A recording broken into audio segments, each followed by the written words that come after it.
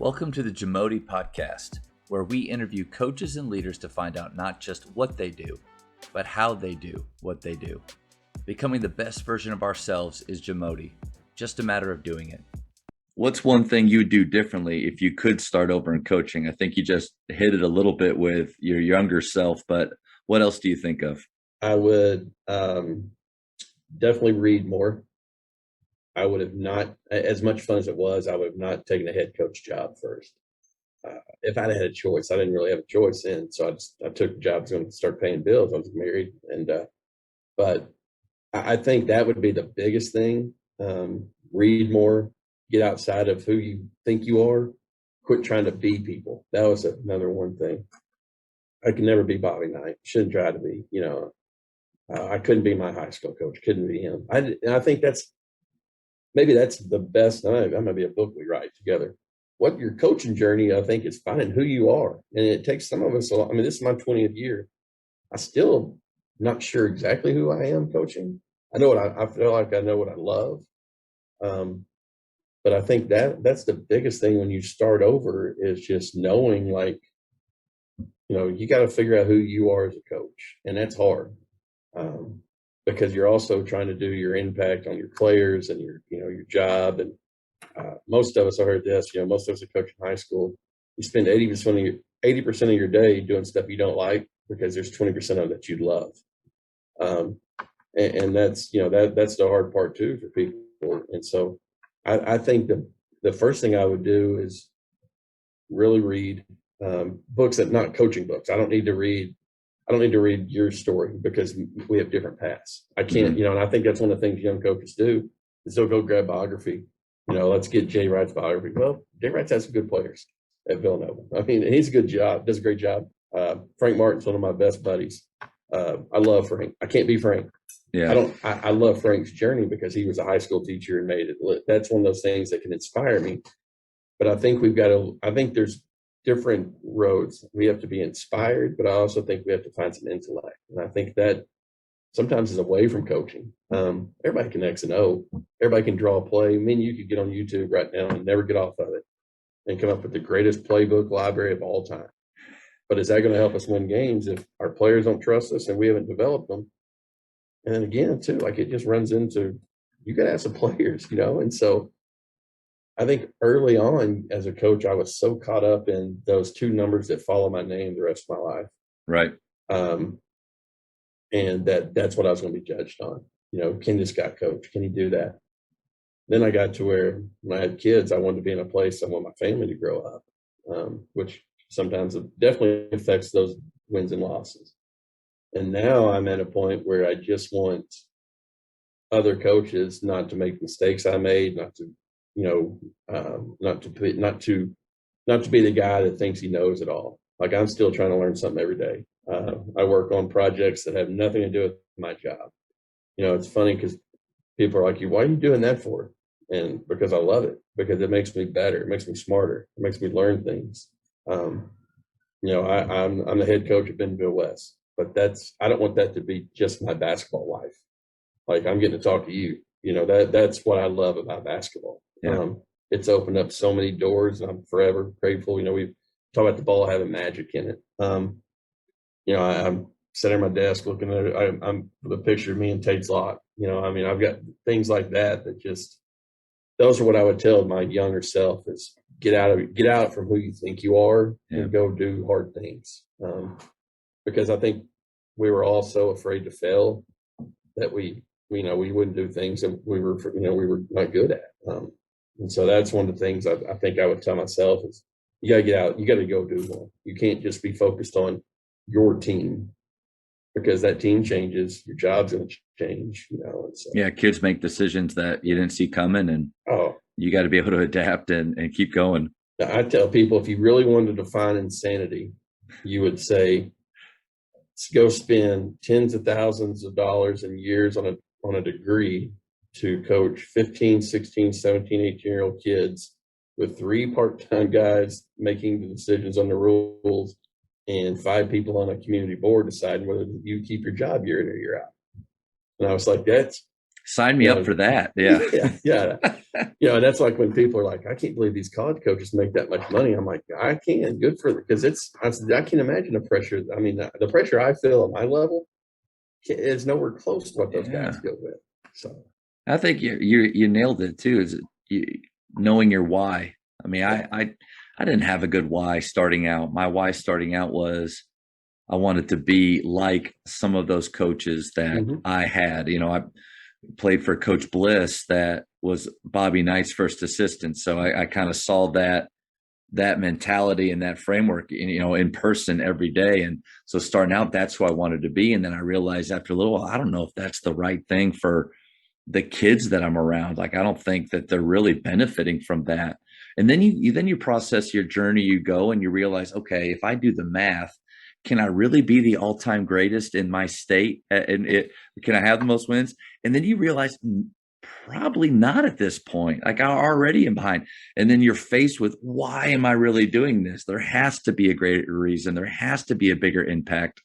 But man, it's so easy to forget that and get focused on things that at the end of the day don't matter as much. Oh, you're right. And and I did a thing. I again, going back to one of my fun things about the word, like word studies and coach hard. What does that even mean? What does it mean when you say, man, that guy really coaches hard? I mean, does that mean he like cusses and yells, or does that mean he yells all the time with officials? I'm like, I feel like I coach hard, but there's things, like I had a college guy tell me one reason he didn't recruit one of my players because I don't know how hard he can be coached.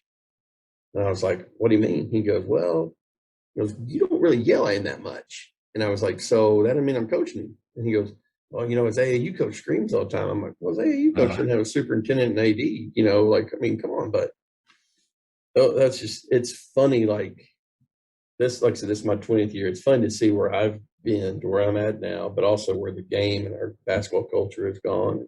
That'd be we could go a whole hour on oh that stuff. yeah, But the idea that yelling is leading. yeah, There's a big misconception there. A few years ago in a district game, I mean, looking back, I'm a little ashamed. Like, I straight up lost my mind throughout the game. I thought I just had to fight for my guys in the way that, against officials and just yelling and stuff. And I remember, I think, somebody high up in my school after the game saying, man, you're really coaching them up. And I was already in a mindset of, I'm a little bit embarrassed of what I just sure. did, but how many coaches out there that's what they've either seen, that's what they're getting positive reinforcement doing. And so learning from people that like a Tyler Costin, who talks about Popovich, who sits there pretty much quietly most of the game, but don't confuse that with not caring or Mm-hmm. not coaching hard. Yeah. And that, I know we were talking about our things that we have in our program that, just kind of make us different, and also um, our non-negotiables, things like that. Like our number one non-negotiable is gratitude. Mm. And we, because I'm a Snow Valley guy, which is a badge I wear with major honor. We play cutthroat. One of the rules is you thank the passer. We will sub a player out if they score off an assist and don't point and thank their teammate. 2 years ago, young man comes in, catches the pass, lays it up, turns and points at his teammate. Official, bam, technical for taunting, and I lose it. I go from the opposite end. I come through. Mackey stands up. Does the textbook offensive lineman up under the armpits, trying to hold him off. And I'm swimming. I'm going to get him. And the referee looks at me, and I said, that no. And I said, we do that every play. That is not a taunt. That is a taught skill, gratitude. And I said, you're going to run me over this. I'm going, because, my players, I said, we're going to do it every time. The rest of the game, we kept doing it. And just because I'm spiteful at times, I sent our head of officials 5 years of clips of assists and every kid pointing.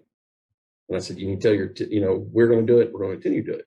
And so gratitude's our biggest thing. And last year, I think, again, going back to what good COVID was for us, it magnified it and really amped up gratitude because every day we got together, I would say, we get to practice today, man. We get to play today. Yeah. It was such for the first time ever, our guys really knew, because we always tell them it's going to be over. Yeah. In a day, this could be taken away, but it rarely is taken away. And Sure. yes, in 4 years it's over, or 8 years, depending. But it was truly taken away. And so that message is more powerful than ever before. I completely get with you there. Yeah. And so, we talk about when you show gratitude, we watch it.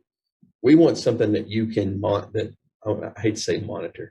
We want something like that's evidence that you can show, that I can show you that I really believe in gratitude in our program.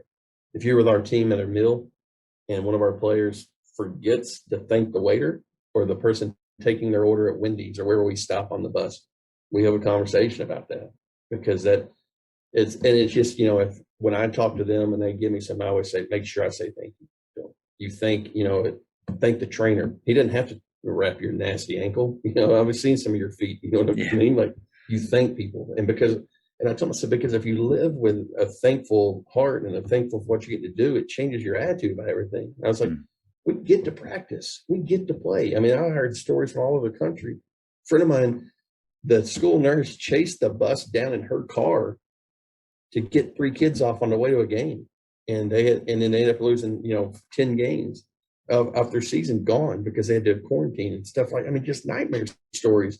And so just that gratitude really amplified in magnitude this year for us. That's probably our biggest, I won't say it's our only non-negotiable, but that has solved so many problems for us. Just living in gratitude, that's definitely our number one thing. If you say, if anybody left, if you were interviewing any players and they said, what's the one thing you remember? A lot of them are going to say, thank the pastor. I even joke, like, I saw a guy pulling out of our parking lot one day and he didn't wave at me. I call him, hey man. I said, I just let you pull out. It's like an assist, an assist. Oh, my fault, coach, And so always life lessons. Always my life kids lessons. laugh. I'm driving, somebody lets me pull out. They get a point. Now that guy didn't know what I'm pointing at him for, but you thank the pastor. So. Thank you for checking out today's episode. Please take a moment to subscribe to this podcast, share it with your fellow coaches, and find us on social media for what's coming up next on the JAMODI podcast. It's just a matter of doing it.